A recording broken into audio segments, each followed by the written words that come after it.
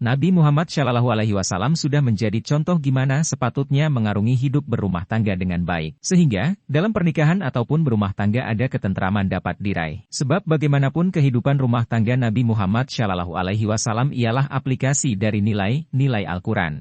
Lalu gimana sebetulnya Nabi Muhammad SAW berhubungan dengan istrinya? Berikut ini perilaku teladan Nabi Muhammad SAW kepada istrinya. 1. Menghibur istrinya ketika bersedih. Nabi Muhammad SAW merupakan suami yang peka bila istrinya lagi bersedih. Beliau senantiasa mencermati curhatan istrinya, menghibur bila istrinya tersakiti, menghapus air mata istrinya serta mengubahnya dengan senyuman. Terdapat cerita menarik. Suatu kala Hafsyah binti Umar bin Khattab, seseorang istri Nabi Muhammad SAW melontarkan perkata yang menyakiti hati Sofiyah, istri Nabi Muhammad SAW yang lain. Hafsyah mengejek Sofiyah dengan istilah anak wanita Yahudi. Memanglah, Sofiyah merupakan anak wanita dari Huyai, seseorang pimpinan Yahudi terpandang dari Bani Nadir. Perkata Hafsyah itu membuat Sofiyah menangis. Setelah itu Sofiyah mengadu kepada Nabi Muhammad SAW. Sebetulnya engkau merupakan gadis seseorang nabi, pamanmu merupakan seseorang nabi, serta engkau berada di naungan nabi. Hingga apakah yang dia banggakan atas dirimu? Kata Nabi Muhammad SAW melipur lara istrinya yang tersakiti, Sofiyah. 2. Romantis. Perilaku romantis ialah upaya buat melindungi supaya cinta terus bersemi di hati. Jadi seseorang nabi serta rasul tidak membatasi Nabi Muhammad SAW buat berlaku romantis kepada istrinya. Sebagaimana riwayat Sayyidah Aisyah, sesuatu kala Nabi Muhammad SAW sempat menggigit daging bekas gigitannya Sayyidah Aisyah serta minum dengan gelas yang sama dengan Sayyidah Aisyah.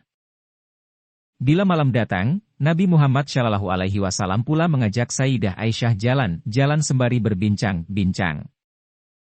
Itu perilaku romantis yang ditunjukkan Nabi Muhammad SAW kepada istrinya, makan serta minum dalam satu wadah yang sama. 3. Tidak membebani istri.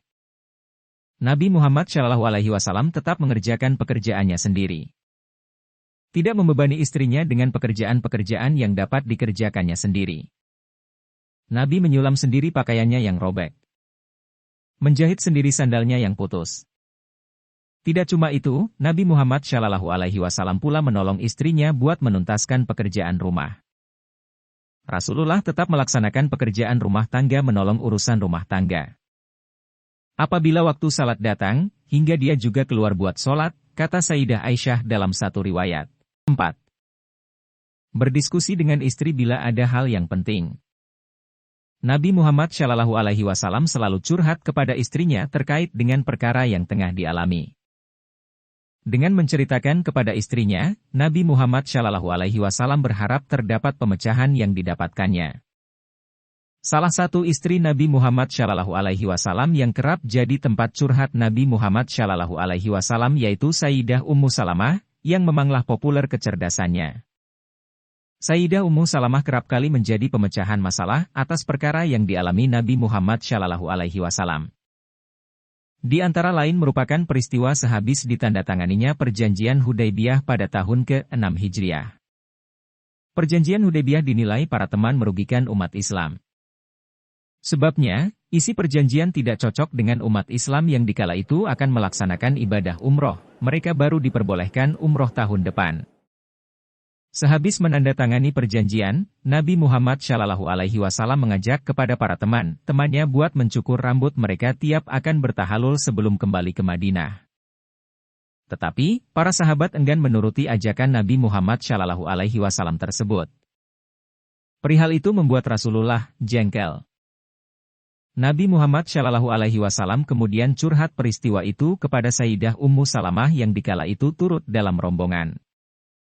Kata Sayyidah Ummu Salamah, "Wahai Rasulullah, keluarlah sehingga mereka melihatmu, tetapi jangan berbicara dengan seseorang pun. Kemudian sembelihlah untamu serta panggil tukang cukur buat memotong rambutmu." Rasulullah menuruti anjuran Sayyidah Ummu Salamah.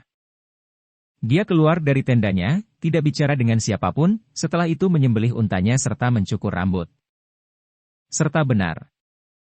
Sehabis Rasulullah melakukan usulan Sayyidah Ummu Salamah, para teman berbondong-bondong menuruti apa yang dilakukan Rasulullah. 5. Tidak pernah menyakiti istri. Ketika Sayyidah Aisyah berbicara dengan nada tinggi kepada Nabi Muhammad SAW, Sayyidina Abu Bakar yang dikala itu berada di kediaman Nabi Muhammad SAW mendengarnya. Beliau tidak rela jika Nabi Muhammad SAW diperlakukan semacam itu, walaupun oleh anaknya sendiri. Lalu, Sayyidina Abu Bakar berupaya akan memukul Sayyidah Aisyah. Tetapi, Nabi Muhammad SAW buru-buru mencegahnya. Nabi Muhammad SAW tidak mau istrinya tersakiti, walaupun oleh orang tuanya sendiri maupun Nabi sendiri. Perilaku Nabi Muhammad SAW yang tidak pernah memukul ataupun menyakiti istrinya. Warga Arab masih menyangka wanita selaku manusia kelas kedua.